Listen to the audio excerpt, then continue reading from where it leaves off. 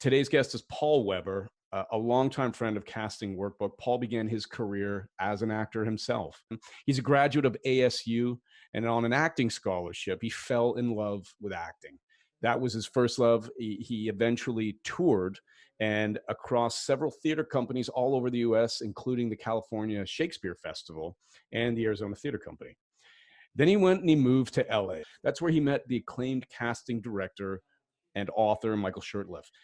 Michael mentored Paul and gave him new insight into the approach of the audition process. A really, really important thing to understand, where he studied it meticulously, read about it, worked really hard with Michael. And through that experience, he became an experienced and dedicated acting coach as well. He started working with groups of actors, one-on-one coaching settings, any opportunity where he could get two actors and help teach and convey this passion that he has for that audition process and for the work of acting.